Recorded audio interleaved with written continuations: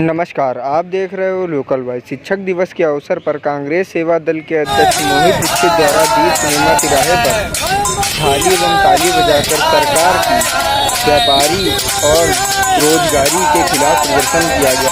हमारे political editor Abhishek Gupta की report, Saket Nagar Kanpur.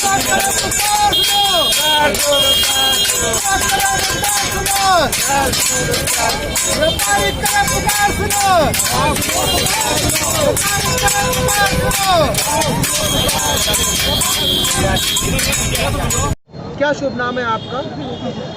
मैं मोहित दीक्षित, जिला अध्यक्ष कांग्रेस सेवा दल का, कानपुर नगर से। आज लोग यहाँ पर क्यों उपस्थित हुए, क्या कार्यक्रम है? आज जैसा कि आपको जानकारी है कि बेरोजगारी की दर हमारे देश में जब से मोदी सरकार आई है 45 साल में सबसे निम्नतम स्तर पर पहुंच गई है। आज युवा हमारा दर दर भटक रहा है। सरकार को प्रतियोगी परीक्षाएं कराने की तो याददाश्त रहती है, भर्ती की कोई परीक्षाएं इस कोरोना काल के बहानेबाजी से बंद कर रखी है उन्होंने। तो सरकार से कहीं ना कहीं हमारी मांग है कि भर्ती की परीक्षाओं को भी कराएं, और साथ में जिस प्रकार से आज अर्थव्यवस्था हमारी 23.9 माइनस में चली गई है, आज व्यापारी त्राही त्राही हो गया, व्यापार चरमरा गया है। जिस प्रकार से 20 लाख करोड़ का लॉलीपॉप दे करके सबको संतुष्ट करने की कोशिश करी और हर तरफ असंतुष्टि दिख रही है, तो हमारा व्यापारी आज इस सरकार से मांग कर रहा है कोई ठोस कदम उठाइए जिससे इस देश का भला हो, जिससे व्यापार का भला हो, कि 4-5 दोस्तों को जो उनके दोस्त हैं व्यापारी केवल उनका भला ना हो, इस तरीके इन सबको मांग उठाते हुए। और जो नई शिक्षा नीति आई है इसकी प्रतियां भी हमने जलाई हैं। ये शिक्षा नीति कहीं ना कहीं हमारे जो छात्रों के सर्व शिक्षा अभियान के मौलिक अधिकार हैं उनका हनन करती है। इस शिक्षा नीति को वापस लेने की हम सरकार से मांग करते हैं। इसी को लेकर के आज हम सब कांग्रेस सेवा दल के साथी यहाँ एकत्र हुए थे, उसी को लेकर के हमारा प्रदर्शन हुआ था। और अगर सरकार अभी भी ना चाहती तो ये प्रदर्शन और उग्र होगा, ये हमारी सरकार को चेतावनी है। शिक्षा नीतियों में मुख्यतः क्या आपको नहीं भाया?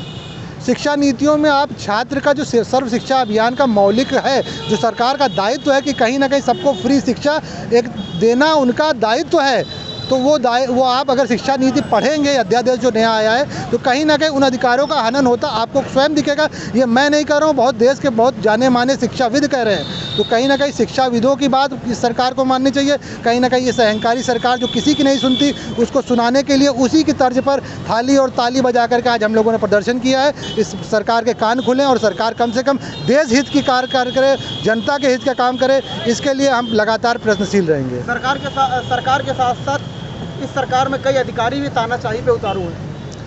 सरकार और सरकारी तंत्र तानाशाही पर कहीं ना कहीं जब प्रशय मिलता इस सरकार से मिला हुआ है, जब अधिकारियों को ऊपर से सारे दिशा निर्देश मिले हुए हैं, सब उनको पूरा संरक्षण मिला हुआ है, तो अधिकारी भी कहीं ना कहीं सरकार की बोली बोलते प्रतीत हो रहे हैं, जिनको नहीं करना चाहिए लेकिन वो करते प्रतीत हो रहे हैं क्योंकि उनको संरक्षण मिला हुआ है। जब ऊपर ही मंत्रालय ही भ्रष्ट है तो नीचे उनके कर्मचारियों या अधिकारियों से कोई अपेक्षा रखना मुझे तो कतई बेईमानी लगता है। अगर आपकी मांग पूरी नहीं होती है तो और क्या कदम उठाएंगे? अगर मांगे पूरी नहीं हुई तो हम पूरा कांग्रेस सेवा दल और कांग्रेस जन में जाकर अभियान चलाते हुए इस व्यापक आंदोलन को, संघर्ष को, अपनी मांगों को सफल बनाने के लिए, इस व्यापारी और युवाओं और इस देश की रक्षा के लिए हर संभव प्रयास करेंगे। शिक्षा नीति तो पहले भी आई है, लेकिन इस शिक्षा नीति में ऐसा क्या पाया जिसका विरोध हो रहा है? नहीं, मैंने बताया ना कि कहीं ना कहीं हमारा जो सर्व शिक्षा अभियान, जो राइट टू एजुकेशन था, उसके मौलिक अधिकारों का हनन करती हुई ये शिक्षा नीति है। ये मैं नहीं, कांग्रेस नहीं कह रही है, देश के प्रतिष्ठित शिक्षाविद कह रहे हैं कि ये मौलिक अधिकार जो सर्व शिक्षा अभियान का था, राइट टू एजुकेशन था, उसका हनन करती हुई अपने दायित्व से बचने के लिए सरकार ये नई तरीके की शिक्षा नीति लाई है, ये थोप रही है, ये पूंजीपतियों के हाथ में शिक्षा को देने का एक प्रयास है। आज पूरे देश में कोरोना बुरी तरह से फैला हुआ है, ऐसे में सरकार नीट और टीईटी जैसी परीक्षाएं आयोजित कर रही है, क्या इससे सोशल डिस्टेंसिंग फॉलो हो पाएगी?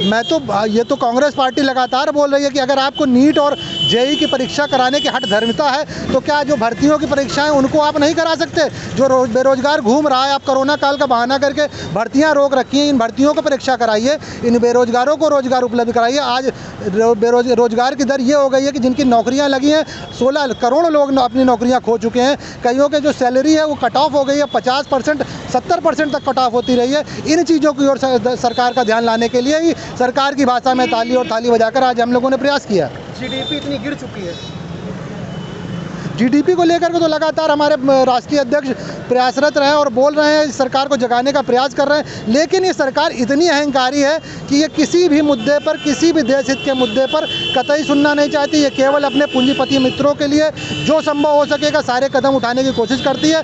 यही कारण है कि उनके पूंजीपति मित्रों की जीडीपी बढ़ रही और देश की जीडीपी माइनस में चली गई, इतना चली गई है कि हम कहीं किसी स्तर पे नहीं रह गए। इसको भरने के लिए हमें बहुत प्रयास करने पड़ेंगे। देश वापस लो, वापस लो, वापस लो। शिक्षा नीति अध्यादेश वापस लो, वापस लो, वापस लो। शिक्षा नीति अध्यादेश वापस लो, वापस लो, वापस लो। शिक्षा नीति अध्यादेश वापस लो, वापस लो। शिक्षा नीति अध्यादेश वापस लो, वापस लो, वापस लो। शिक्षा नीति अध्यादेश वापस लो, वापस लो, वापस लो। शिक्षा नीति अध्यादेश वापस लो, वापस लो, वापस लो।